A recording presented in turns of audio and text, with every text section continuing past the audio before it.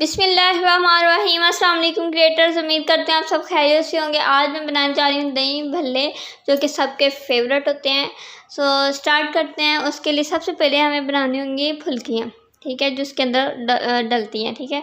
तो यहाँ पे मैंने ले लिया आधा कप माश और आधा कप मूंग की दाल, जिसको मैंने 6 से 7 घंटे भिगो के रखा है। आप इसको ओवरनाइट भिगो के रख सकते हैं और इससे ये होगा कि ये नरम हो जाएंगे और नरम होने के बाद इसका हमने पेस्ट बना लेना है, बिल्कुल एक स्मूथ सा बिल्कुल फाइन पेस्ट बना लेना है अच्छे से, ठीक है। बस यही करना है हमें।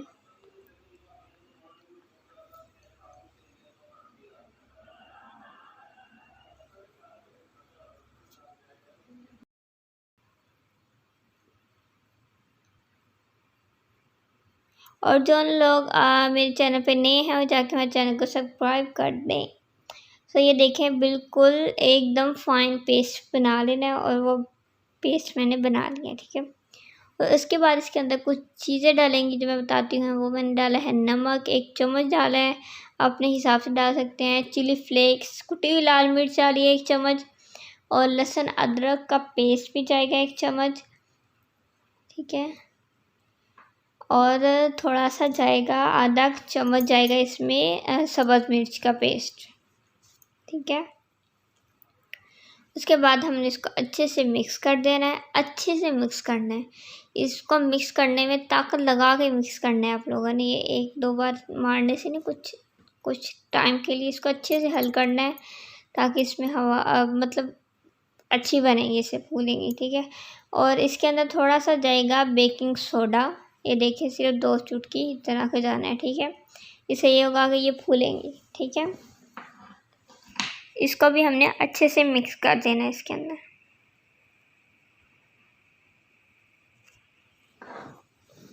ये हमारी मिक्स हो गई है। उसके बाद हमने इसको फ्राई करना है, ठीक है, डीप फ्राई करेंगे। ऐसे चम्मच की मदद से बिल्कुल थोड़ा थोड़ा डालना है, वो फूल के बड़ी हो जाएंगे, ठीक है। पहले से बड़ी डालेंगे फिर वो और बड़ी हो जाएंगी, सिर्फ थोड़ा थोड़ा डालना है। जैसे थोड़ा थोड़ा डाल रही हूँ तो वो फूलने के बाद खुद ब खुद ही बड़ी हो जाएंगी और गोल मटोल मज़ेदार खूबसूरत। और उसके बाद इसको हल्का हल्के हाथों से हिलाएंगे, वरना ये टूट भी जाती होती हैं। फ़ौरन से नहीं हिला देना, थोड़ा टाइम के बाद। मैं तो वीडियो को कट कट करके डालती हूँ, तो इसलिए आप लोगों को लगता है कि फ़ौरन हिला दिया होगा, ऐसा नहीं होता। देखिए कितना खूबसूरत लाइट गोल्डन कलर आ जाएगा, तो इसका मतलब हमारी ये रेडी है, तो हम इसको निकाल लेंगे। आधा काम तो हमारा हो गया है, बाकी बस अब चीज़ें रह गई हैं। यहाँ पे मैंने 2 आलू थे जिसको मैंने बॉईल कर लिया, उसके बाद फिर उसको कट कर लिया है छोटे छोटे पीसेस में। वो आप कट कर लें, आपको कितना अच्छा लगता है। उसके बाद इसमें दही फुल्कियाँ कहते हैं इसको, वो जाएंगी। इसको पानी के अंदर भिगोने के बाद नरम करके भी डाल सकते हैं, ऐसे डाल सकते हैं, आपको जो पसंद हो वैसे। हम इसी तरह से डाल लेते हैं, हमें इसी तरह से पसंद है, क्योंकि जब दही जाती है तो वो ऑलरेडी सॉफ्ट हो जाती हैं। अब आ गए आपकी मर्ज़ी, आप कुछ भी कर सकते हैं। दही को हमने अच्छे से फेंट लेना है। उसके बाद फिर इसके अंदर जाएगी दही, जो के जाती ही होती है, ठीक है। अगर वीडियो पसंद आए तो लाइक करिएगा। और इसके ऊपर जाएगी बंद गोभी, टमाटर जाएंगे। और हमें कमेंट में ज़रूर बताइएगा कि आपको वीडियो कैसी लगी। और थोड़ी सी जाएगा धनिया इसके ऊपर। धनिया बहुत अच्छी खुशबू आती है और जायके में बहुत अच्छा आता है और ख़ूबसूरत भी लगता है। और जाएगा इसके अंदर प्याज, जो बारीक बारीक कट करके, ज़्यादा बड़ा बड़ा नहीं करना है, फिर अच्छा नहीं लगता और मज़ा भी नहीं आता खाने में। थोड़ा सा और आलू पहले नीचे फिर ऊपर जैसे डाल सकते हैं, थोड़ा खूबसूरत लगना ज़रूरी होता है इसलिए, ठीक है। और उसके बाद सब्ज़ मिर्च, जिसको मैंने बारीक बारीक कट करके डालने हैं आप लोगों ने। उसके बाद अगर कोई खा लेता तो खा ले, वरना निकाल दें, खैर खा लेनी चाहिए। और उसके ऊपर फिर से दही डालेंगे। दही को अगर हम अच्छे से फेंटेंगे ना तो फिर ज़्यादा अच्छी लगती है, वो ऐसे अंदर वो लम्स जो होते हैं ना वो अच्छे नहीं लगते।